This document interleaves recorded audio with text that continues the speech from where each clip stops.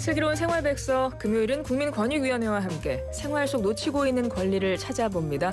오늘은 조소영 국민권익위원회 부위원장 겸 중앙행정심판위원회 위원장 모시고요. 행정심판에 대해서 자세히 알아보도록 하겠습니다. 국민권익위 부위원장님이십니다. 어서 오세요. 안녕하세요. 예, 우리 네. 청취자분들께 인사 한 말씀 먼저 해주시겠어요? 예, 오늘 제가 세종에서 올라왔는데요. 아침 기차를 타고 비가 많이 오더라고요. 그래서 큰 피해가 없으시길 바라고요. 우울한 날이 되지 않기를 제가 좋은 정보를 드리고 가는 귀중한 기회로 생각하고 설명을 드리고 가겠습니다. 반갑습니다. 예. 어서 오세요. 네네네. 국민행정심판위원회 위원장이시기도 하잖아요. 네네. 근데 보통 이렇게 어떤 심판위원회 위원장이시면 굉장히 근엄하시고 약간 무서우실 것 같은데 네네. 너무나 웃으시는 모습이 너무나 저도 함께 힘을 받게 되는데요. 제가 근엄하고 거리가 좀 있는 스타일이고요. 예, 대신 친근한 기부가 되기 위해서 노력하고 있습니다. 아우, 네. 너무 감사합니다. 예. 너무 좋습니다. 행정 심판에 대해서 오늘 알려주실 텐데요. 네네네. 사실은 국민권익위에서 다른 분들도 몇 번 나오셔서 네. 간략하게 설명은 해주시긴 했는데 네네. 여전히 많이 좀 어렵게 느껴지고요. 그렇죠. 우리가 생활 속에서 과연 이걸 내가 활용해서 뭔가를 할 수 있을까라는 그 생각은 좀 어렵게 느껴져서요. 네네. 오늘 부위원장님께서 좀 자세히 설명을 해주시면 좋을 것 같아요. 알겠습니다. 행정 심판이라는 건 어떤 제도입니까? 들어보셨을 거예요. 어떤 행정청의 행위로 내가 이렇게 당해야 하나? 또는 이거는 좀 구제를 받을 수 있나? 이런 생각이 들 때 이제 국민들이 어렵더라도 생각할 수 있는 제도가 행정심판, 행정소송 이런 제도들이 있습니다. 혹시 아나운서께서는 둘 중에 어디로 갈래요? 라고 질문을 받으면 대답하실 수 있을까요? 못할 것 같아요. 행정소송, 행정심판 다 약간 어렵게 느껴져가지고요. 예, 예. 보통 다만, 국민들은 어떻게 가시나요? 어디로 가시나요? 다만 그 담당 기관이 좀 달라서요. 행정소송은 아시는 것처럼 소송이니까 법원에서 담당하는 거고요. 행정심판은 저희처럼 행정기관에서 하는 겁니다. 그래서 이제 제가 오늘 설명을 드리고자 하는 건 똑같이 행정청의 행위로 인해서 권익 침해가 됐을 때 나 구제받을 수 있나? 이거를 국민이 이제 가서 해볼 수 있는 제도인 건 맞습니다. 그런데 이제 저희 행정심판은 담당 기관이 같은 행정기관이라는 측면에 있어서 행정부 자체가 통제하고 시정하는 제도라는 거고요. 또 하나는 법원하면 국민들이 굉장히 멀게 느끼세요. 네. 그런데 본인에게 행정 처분을 했던 행정청에 대해서 행정청에 와서 얘기를 하실 수 있는 그런 제도라는 점에 있어서 굉장히 효율적인 제도고요. 또 하나는 재판이 송사가 길어지면 집안이 망한다 그러잖아요. 네. 예, 저희 행정심판은 1년이 걸리지 않습니다. 오셔서 말씀을 주시고 나면 90일, 60일 거의 가장 길다고 해도 10개월 정도면 해결이 되는 그런 신속성을 갖춘 제도입니다. 그렇군요. 예. 빠르고 또 간편할 것 같고 네네. 그렇게 말씀에 느껴지는데요. 예. 행정청의 어떤 행위에 대해서 네네. 내가 부당하다고 느꼈을 때라고 네네네. 하셨잖아요. 네네. 일단 행정청도 어렵고 행위도 어려워서요. 네네네. 행정청의 행위? 네. 아주 쉽게 어떤 것들이 있습니까? 그런 거죠. 예를 들어 지금 이제 6월은 호국 보훈의 달이라고 하니까요. 보훈부에서 장애 등급, 그다음에 보훈 등급 이런 걸 결정하십니다. 그렇죠. 보훈부가 행정청인 거예요. 그리고 등급을 결정하는 게 처분인 거죠. 가장 쉬운 거로 따진다면 운전면허와 관련된 건데요. 음주운전하면 운전면허 취소되잖아요. 그렇죠. 그 운전면허 취소가 처분입니다. 행정청의 행위인 거죠. 네, 그럴 때 내가 이거를 취소를 받아야 하는 건가? 이걸 한번 다퉈보고 싶다면 그때는 행정심판으로 오시면 됩니다. 우리 일상 생활하고 굉장히 밀접한데요. 그럼요. 예. 네, 그렇습니다. 국민들에게 좀 이런 제도가 있다는 거를 이 시간을 통해서 많이 알려드렸으면 좋겠고요. 예. 국민이 행정심판을 보다 쉽게 진행할 수 있도록 네네. 그러면 지금 어떤 제도를 운영하고 계신 거예요? 크게 대표적으로는 두 가지가 있습니다. 하나는 구술심리 제도예요. 되게 심판이나 재판들이 당사자들이 서류를 제출하면 전문가들이 앉아서 서류를 보면서 판단을 합니다. 근데 그렇다 보면 글로 다 전달하지 못하는 상황적인 팩트들이 있거든요. 그런 것들을 당사자가 직접, 청구인이 직접 구술심리를 하실 수 있도록 저희가 제도를 만들어 왔고요. 있는데요.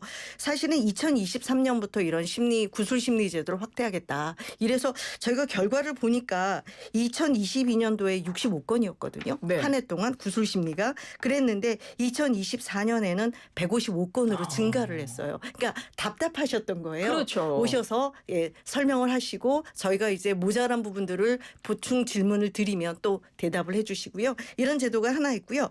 또 하나는 사실은 이 전문가들한테 가서 얘기를 할 때 내가 어떻게 전문적으로 해야 되지 고민을 많이 하시거든요. 네. 그래서 전문가의 도움을 받으실 수 있도록 국선 대리인 제도를 운영을 합니다. 다만 대개 법원에서의 국선 대리인 제도는 변호사들이 하세요. 네. 근데 저희는 사실 노동 사건이 굉장히 많습니다. 그렇다 보니까 변호사 그리고 노무사까지 국선 대리인의 범위를 확대를 했고요. 연매출 4억 원 이하의 소상공인 법인에게까지 이 국선 대리인 제도를 이용할 수 있도록 그렇게 하고 있습니다. 예. 네. 구술 심리 국선 대리인 제도에 대해서 알려주셨는데요. 최근에 이 제도들이 좀 개선이 됐나요? 네네, 됐습니다. 저희가 제도가 좋은 취지니까 잘 운영을 해야 되겠다 이렇게 하고 있었는데 사실 중앙행정심판위원회만 봐도 세종에 있습니다. 그러면 지금 생각해 보시면 우리나라 이 지역적 상황에서 세종에 오시기가 어려운 분들이 계세요. 지역적으로. 그렇죠. 제주도, 그럼요. 강원도 이런 분들은 행정심판이 있고 그걸 안다 하더라도 구술 심리를 하기 위해서 내가 세종까지 가야 돼. 그러면 생업을 포기하고 오셔야 되거든요. 맞죠. 그래서 그게 안 되겠다. 그래서 제주도 그다음에 강원도 가장 가까이 있는 전북도까지 업무 협약을 맺어서요.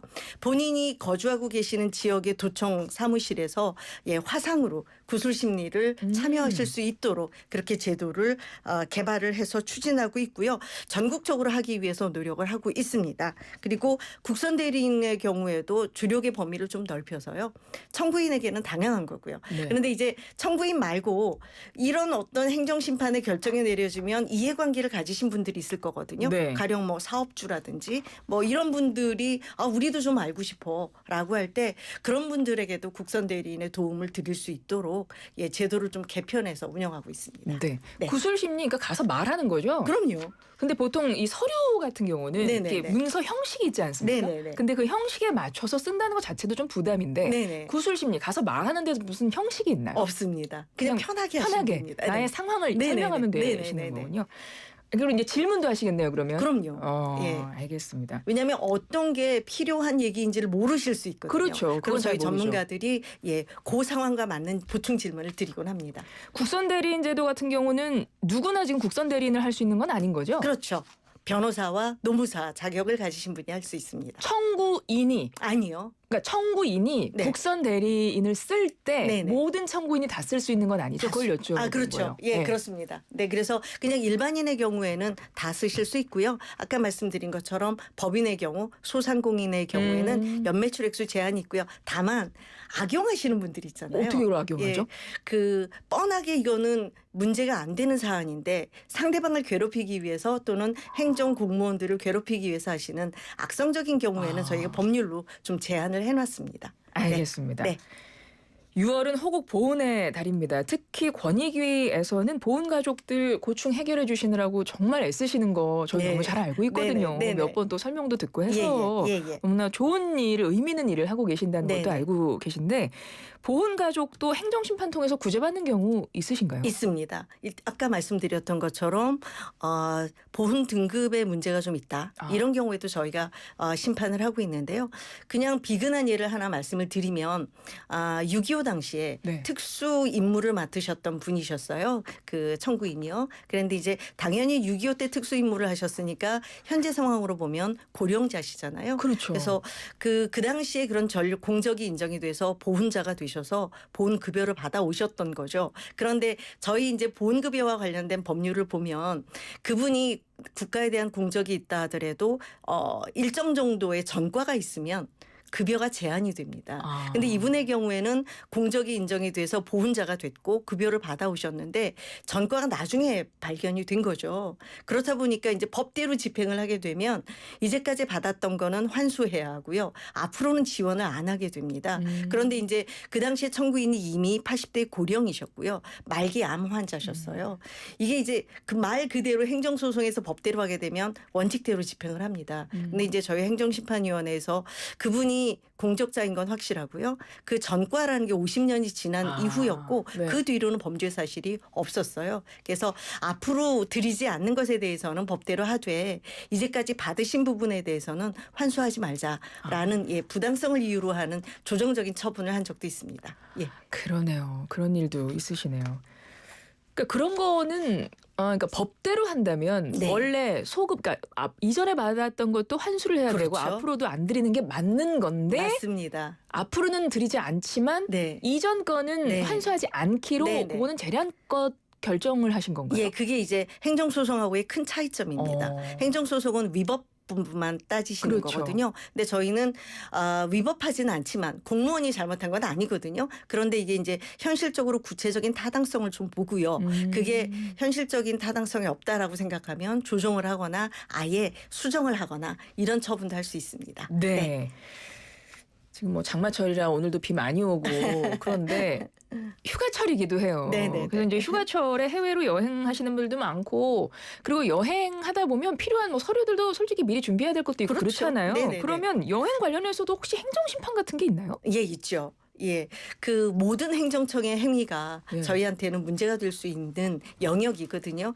그러니까 지금 여행을 말씀해 주셨는데 특히나 해외 여행을 가시게 되면 반드시 있어야 되는 게 여권이잖아요. 여권이 있어야 되죠. 근데 여권 우리 국민들이 웬만하면 다 받아보셨을 텐데 여권엔 한글 이름도 있지만 영문 이름도 있습니다. 네. 그런데 그 공문서 기록을 고치는 게 절대로 쉽지 않습니다. 쉽지 않겠죠. 네네. 근데 이제 저희가 이렇게 도로 이름 같은 걸 봐도 저거를 저렇게 알파벳으로 표현하나 이런 경우들이 왕왕 있거든요. 네. 근데 이름도 마찬가지입니다. 그래서 저희 한글 이름 중에 복자를 영문으로 바꿔봐라 이러는 경우에 그냥 아무 생각 없이 예전에 요즘 같으면 BOK 뭐 이렇게도 네, 바꾸실 네, 것 BOK. 같아요. 네. 근데 BOG로 바꾸신 분들이 적지 않았어요. 그런데 이제 그 여권을 가지고 갑니다. 그런데 특히 영국 문화권에서는 이 BOG가 약간의 은어 형식으로 화장실이랍니다. 그래서 여권에 BOG가 써 있는 걸 보면서 외국인들이 놀리는 상황이 되거나 또는 우리나라 많은 성씨 중에 하나가 이씨잖아요. 예. 예, 근데 이를 우리나라 분들이 YI로 표기하신 분들이 꽤 많으세요. 그래요. 예.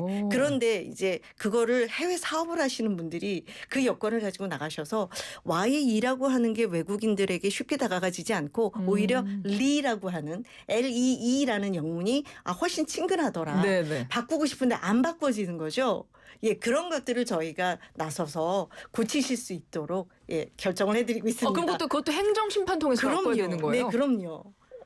그냥 그 기관 가서 바꿔달라고 하면 쉽게 안 되나 됩니다. 보죠? 예, 예. 왜 안 해주죠? 그거는 공문서 기록이니까요. 이미 예전에 지금은 없어졌습니다만 그러네요. 호적부터 시작해서 개명이 쉽지 않습니다. 맞아요. 네네. 얘기 들었습니다. 네네네. 공문서 기록이 한 번 정해지면 바꾸기가 어렵다. 그 네네. 얘기 많이 들었는데 네. 지금 이분의 이 청구인의 입장에서 이건 얼마든지 타당하다라고 네. 판단이 예. 되면 네네. 행정심판 통해서 바꿀 수 그럼요. 있다는 거네요. 예. 이런 거는 진짜 누구나 다 해당이 될 수 있는 것 같아요. 지금 뭐 예시를 이렇게 들어주시니까 그렇지 너무나 많은 사안들이 있을 것 같습니다. 네네. 한 달에 행정심판 얼마나 하세요? 저희 한 달에 거의 100건 정도. 한 달에 100건. 네, 사실은 저희가 다루는 게 100건인 거죠. 예. 저희가 서면 초안부터 이렇게 보고 있는 건 한 달에 500건 정도 된다고 보시면 됩니다. 근데 한 사건을 쉽게 빨리빨리 할 수 있는 건 아닐 거 아닙니까? 그럼요. 다 내용 보고 그럼요. 조사하고 네네네. 하셔야 되잖아요. 저희 직원들은 그래서 시력이 좋은 직원이 없습니다. 어떡하죠? 사무실 등 있지 않습니까? 네네네. 그거 좀 눈에 좋은 걸로 바꿔 LED로 주세요. 바꾸고 블루레이 없는 걸로 좀 해주셨으면 좋겠습니다. 직원 복지도 좀 많이 해주셨으면 좋겠고요. 네네. 네. 행정 심판에 대해서 이야기를 해주고 계시는데 이것이 온라인으로도 지금 시스템이 구축이 되나요? 네네네. 올해 6월 2일자로 지금 시작을 했는데요. 사실은 제가 지금 저는 중앙행정심판위원회 위원장인데요. 네. 일반 국민들이 이렇게 홈페이지에 찾아보시면 행정심판이라는 단어를 달고 있는 기관들이 꽤 많습니다. 그런가요? 네네. 일반 행정심판을 비롯해서 한 123개 정도 됩니다. 그렇다 보니까 내가 지금 행정청의 행위로 뭔가 불이익을 받았다고 생각이 되는데 어디로 가야 되지? 그렇죠. 예, 일반인들은 그렇게 생각하실 네네네. 거라는 거죠. 예를 들어 교원이 지금 나에 대한 징계가 문제가 있어라고 할 때 교육부가 한 건데 행정청인데 근데 나한테 징계 처분을 했네. 어디로 가야 되지? 그리고 저희 중앙행심으로 오시면 저희가 해드릴 수가 없습니다. 그럼 교원- 온라인으로 하면 다 일괄적으로 다 거기서만 하면 되는 거예요. 그러니까 지금까지는 안 그랬습니다. 아, 그런데 그럼. 올해 6월 2일자에 발족이 된 게 그게 이제 한꺼번에 한 창구를 통해서 해결하실 수 있도록 한 제도입니다. 원스톱 행정심판 시스템. 네. 지금 시간이 다 돼서 원스톱 행정심판 시스템 검색해서 들어가면 네네. 온라인 창으로 바로 연결되나요? 맞습니다. 거기 네. 내용 잘 살펴보시면 네네. 될 것 같고요. 네네. 부위원장님, 예. 제가 한 20초, 한 10초 정도 드리겠습니다. 끝으로 네. 한 말씀 저희가 마무리를 해야 돼서. 예. 올해로 저희 행정심판법이 시행된 지 40년이 됐습니다. 사람의 나이로 40살이면 불혹이라고 합니다. 단단한 기준이 정립된 해죠. 그래서 저희가 이제까지 잘 되었던 건 단단한 기준으로 계속 잘해가고요. 앞으로 개선해야 되는 건 더 적극적으로 개선하는 국민을 위한 기관이 되겠습니다. 네, 많이 이용해 주십시오. 지금까지 조소영 국민권익위원회 부위원장 겸 중앙행정심판위원회 위원장이었습니다. 고맙습니다. 감사합니다.